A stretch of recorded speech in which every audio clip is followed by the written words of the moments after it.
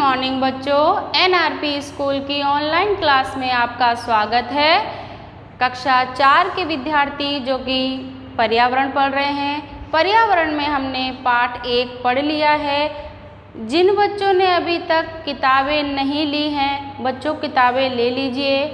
अभिभावकों से मेरा निवेदन है कि वे बच्चों को किताबें जल्द दिलाएं ताकि ऑनलाइन क्लास से जो लाभ मिल रहा है वो बच्चे ले सकें। जो गृह कार्य यहाँ से दिया जा रहा है घर पर कॉपियों में करने के लिए, वो भी करते रहें। चलिए बच्चों, आप अपनी कॉपी, किताब, पेंसिल, रबर सभी अपने पास सामग्री रख लीजिए ताकि हम पाठ पढ़ते समय जो भी पॉइंट या जो भी नोट्स लिखाएं तो उनको आप उतार सकें और ध्यान से उनको लिख सकें। चलिए, पार्ट 1 जो कि हमारा था, पार्ट 1 में आपने भोजन के बारे में पढ़ा था। भोजन से हमें क्या लाभ है, भोजन हमारे लिए क्यों आवश्यक है, ये सारी बातें हमने पढ़ ली। अब हम पार्ट 2 कक्षा 4 में 4th क्लास की किताब है पर्यावरण की, उसमें पार्ट 2 अब चलेगा। मैं दूसरा पार्ट पढ़ाऊँगी जिसका नाम है स्वच्छता और बीमारियाँ। स्वच्छता और बीमारियाँ बच्चों, ये आपको नाम से ही पता चल रहा है कि स्वच्छता क्या होती है और बीमारियाँ क्या होती हैं। चलिए मैं एक बार पाठ पढ़ती हूँ, आप भी उंगली रखिए और ध्यान से सुनिए। पाठ से संबंधित जो भी प्रश्न अपने पाठ्य पुस्तक के पीछे आएंगे मैं वो कराऊंगी, तब आपको इसमें समझ में आएगा कि पाठ पढ़ना जरूरी क्यों होता है। चलिए पाठ पढ़ते हैं। स्वस्थ रहने के लिए स्वच्छ परिवेश आवश्यक है। यदि हम स्वच्छता के नियमों का पालन करेंगे तो बीमारी कभी हमारे आसपास भी नहीं आएगी। बच्चों, अगर हमारे आसपास का वातावरण स्वच्छ रहेगा, हम जो स्वच्छता के नियमों का पालन करेंगे और जो हमारा परिवेश यानी हमारा रहन सहन, हमारा आसपास, ये भी अगर स्वच्छ रहता है तो कभी भी हमें बीमारियां नहीं होंगी और हम हमेशा स्वस्थ रहेंगे। हमें सदैव स्वच्छ रहना चाहिए, यानी हमें सदैव साफ सुथरा रहना चाहिए। साथ ही अपने आसपास के परिवेश को भी हमें स्वच्छ रखना चाहिए। हमारा जो आसपास का जो वातावरण है, जो हमारा आस पड़ोस है, हमें वो बिल्कुल स्वच्छ रखना चाहिए। यानी हम अपने आसपास गंदगी ना फैलाएं, कूड़ा कचरा ना फैलाएं, नालियाँ जो हैं उनको साफ रखें ताकि जो मच्छर और मक्खियाँ होती वो उत्पन्न ना हो। इसलिए हमें हमारे आसपास का परिवेश भी साफ सुथरा रखना चाहिए। अब है आगे देखिए, वातावरण की स्वच्छता। वातावरण जो कि आपका आसपास का वातावरण है, आप जहाँ रह रहे हो, आपका घर, आपके घर के बाहर, आपके घर के पड़ोसी और जो भी आपके आसपास का वातावरण है वह भी आपको साफ सुथरा रखना चाहिए। वह कैसा होना चाहिए, हम पढ़ते हैं। स्वच्छ वातावरण बीमारियों को रोकने में सहायक होता है। वातावरण स्वच्छ रखकर हम अपने आप को अनेक बीमारियों से बचा सकते हैं। हम जल को अनेक दैनिक कार्यों में, देखिए बच्चों, आपका वातावरण जो है, आप जहाँ रहते हो, अगर वो स्वच्छ होगा तो आपको बीमारियां नहीं होंगी, वहाँ पर मच्छर मक्खी नहीं होंगे। और फिर अगर जहाँ आप जो आपका आसपास का जो वातावरण है वहाँ पर नालियाँ वगैरह हैं, गड्ढों में पानी भरा रहता है, वहाँ के आसपास जो कूड़े के ढेर लगे रहते हैं, कचरा इकट्ठा रहता है, जानवर वगैरह ज़्यादा घूमते हैं, तो इससे भी बच्चों हमारा जो वातावरण है वो गंदा होता है, अस्वच्छ होता है। इसलिए हमें हमारा वातावरण बिल्कुल स्वच्छ रखना चाहिए। इसके लिए हम क्या क्या कर सकते हैं, पढ़िए आगे। जो हम डेली में जल का उपयोग करते हैं, आप जैसे नहाते धोते हो, कपड़े धोते हो या घरों में बर्तन धुलते हैं, मम्मी जो सफाई करती हैं, उसका जो गंदा पानी, उसका जो व्यर्थ जल जो आपके घर से बाहर निकाला जाता है, तो वह हमें सही जगह पर, सही स्थान से निकास के द्वारा निकालना चाहिए, ना कि आप गड्ढों में भरा छोड़ दें या रोड पर फेंक दें, सड़क पर फेंक दें। इससे गंदगी होती है। इसलिए हमें व्यर्थ जल का सही से उपयोग करना चाहिए। उसको हमें कैसे बाहर निकालना चाहिए, इसको हम इसमें पढ़ेंगे।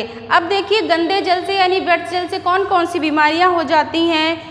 नहाने धोने तथा सफाई करने के बाद जो व्यर्थ जल बचता है उसको हमें ठीक ढंग से बाहर निकालना चाहिए। यदि वह व्यर्थ जल घरों के आसपास भरा रहता है तो इस पर मच्छर आदि हानिकारक कीट पैदा होते हैं और मलेरिया जैसी भयंकर बीमारियां फैलती हैं। अतः अपने घरों के आसपास अथवा घर के अंदर जल भरने से रोकना चाहिए। देखिए बच्चों, ये जो मौसम है इस समय का, ये कभी कभी बारिश हो जाती है और हमारे घरों का भी पानी जो जाता है, व्यर्थ जल जो जाता है, उससे अगर नालियाँ भर जाती हैं, गड्ढे भर जाते हैं, तो इसमें मच्छर पैदा होते हैं, मक्खियाँ उत्पन्न होती हैं। इससे क्या होता है, मच्छर जो पैदा होते हैं उससे भयंकर बीमारी यानी जो मलेरिया रोग है वो फैलता है।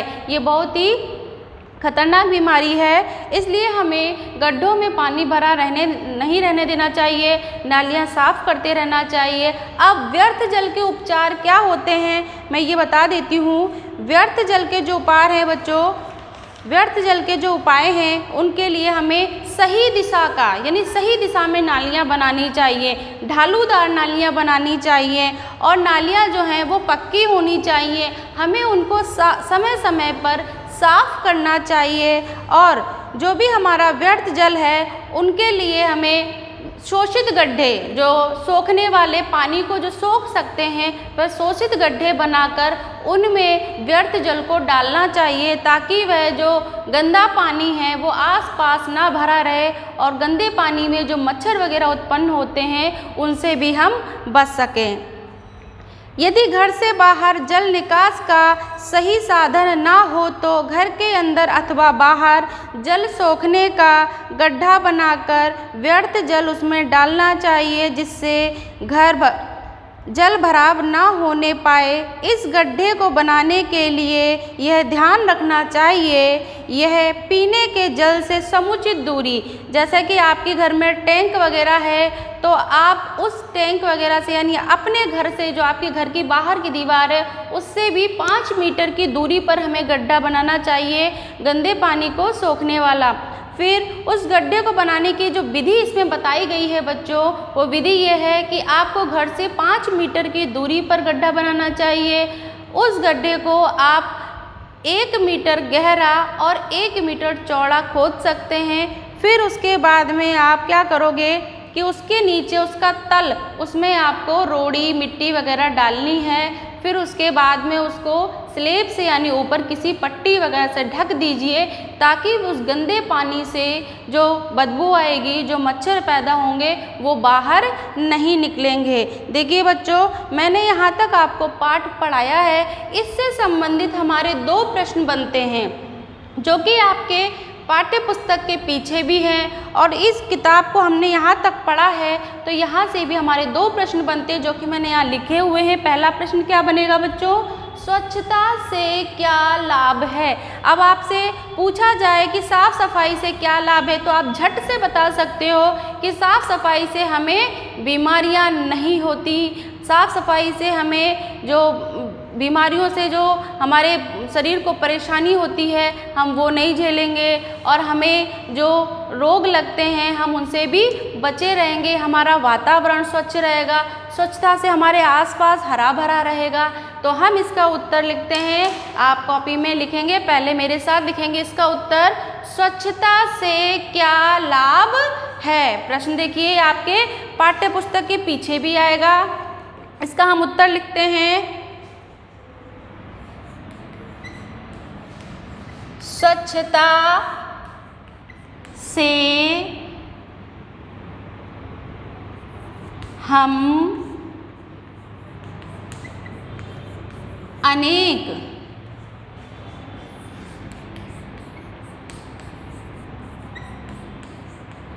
बीमारियों से बच सकते हैं। देखिए पहला लाभ क्या हुआ बच्चों, स्वच्छता से हम अनेक बीमारियों से बच सकते हैं। पहला लाभ है स्वच्छता यानी साफ सफाई से रहेंगे तो हम बीमारियों से बच सकते हैं। फिर दूसरा लाभ,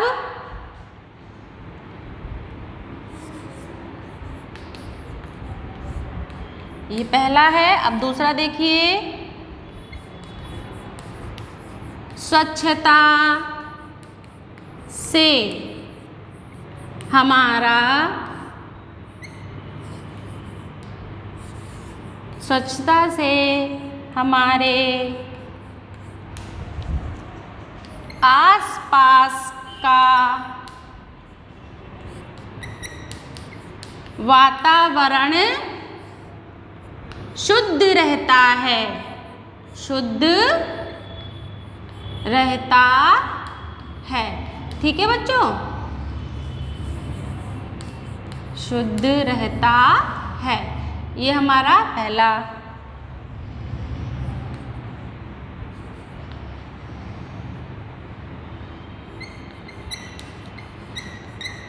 स्वच्छता से मच्छर, मक्खी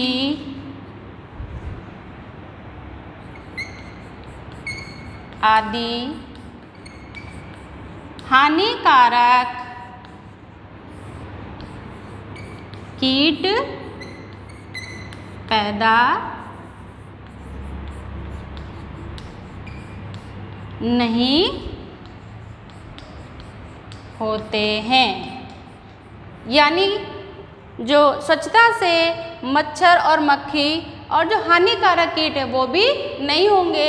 ये आपका स्वच्छता से लाभ का उत्तर होगा। ये हमारी पाठ्य पुस्तक में भी आएगा। पहला है, स्वच्छता से हम अनेक बीमारियों से बच सकते हैं। स्वच्छता से हमारे आसपास का वातावरण शुद्ध रहता है। स्वच्छता से मच्छर, मक्खी आदि हानिकारक कीट पैदा नहीं होते हैं। ये हमारे स्वच्छता से लाभ है बच्चों। स्वच्छ और साफ वातावरण होगा तो हम बीमारियों से बचे रहेंगे। अब मैं आपको जो हमारा दूसरा प्रश्न बनता है, जहाँ तक मैंने आपको किताब पढ़ाई है वहाँ दूसरा प्रश्न और हमारा क्या बनता है, व्यर्थ जल का उपचार बताइए। आपने पढ़ा है व्यर्थ जल यानी हमारे घरों से जो नहाने धोने साफ सफाई का पानी निकलता है नालियों के द्वारा, तो हमें उसका उपचार क्या करना चाहिए। किताब में आपने पढ़ा है और यही प्रश्न भी आपका बनता है किताब से संबंधित। तो इसका उपचार बच्चों क्या होना चाहिए, व्यर्थ जल का उपचार। तो व्यर्थ जल का उपचार होगा, पहले तो हमें क्या करना चाहिए, ढालूदार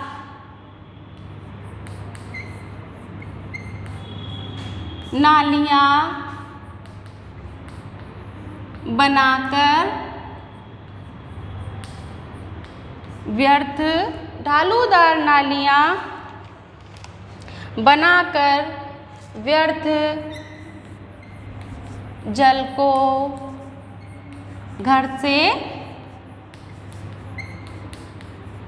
बाहर निकालना चाहिए। दूसरा देखिए, व्यर्थ जल को इकट्ठा ना हो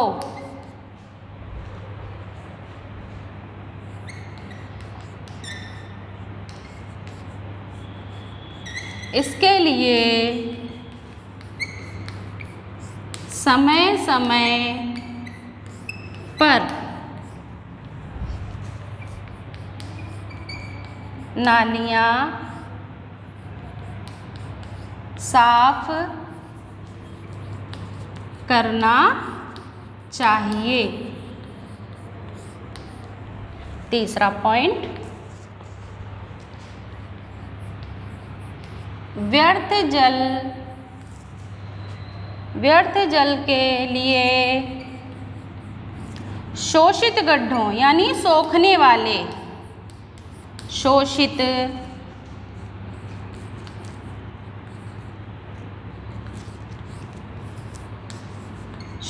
गड्ढे बनाना चाहिए।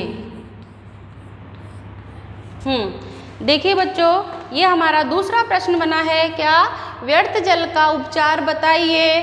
तो व्यर्थ जल के लिए बच्चों पहला जो है वो आपको क्या करना है, ढालूदार यानी ढलानदार नालियाँ बनाना चाहिए ताकि पानी, गंदा पानी जो है वो आराम से आगे यानी बाहर निकल सके। दूसरा, व्यर्थ जल को इकट्ठा ना होने दें, इसके लिए हमें नालियों को समय समय पर साफ करते रहना चाहिए। तीसरी बात हमारी आती है व्यर्थ जल के लिए शोषित गड्ढे। देखिए आपके घरों के बाहर जो आप गड्ढा बना देते हैं तो उसका पानी ऐसे ही खुला रहता है, गड्ढों में भरा रहता है, तो उसके लिए हमें शोषित यानी जो पानी गंदे जल को सोख सके ऐसा गड्ढा बनाना चाहिए और ऊपर से उसको स्लेब वगैरह से ढक देना चाहिए ताकि खुले पानी से गंदगी बाहर होती है, मच्छर वगैरह पैदा होते वो ना हो। तो ये हमारे 2 प्रश्न किताब के बनते हैं, आप इनको उतार लीजिए। अच्छी सी राइटिंग में आप अपनी कॉपी में पार्ट 2 डालकर नाम लिख के करेंगे और यही आपका HW है। चलिए मैं हट रही हूँ, आप उतारिए।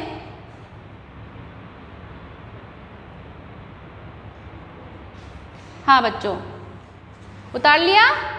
चलिए तो यही आपका काम है, इनको याद करना है, अच्छे से आपको लिखना है। अब हम कल पढ़ेंगे। Thank you.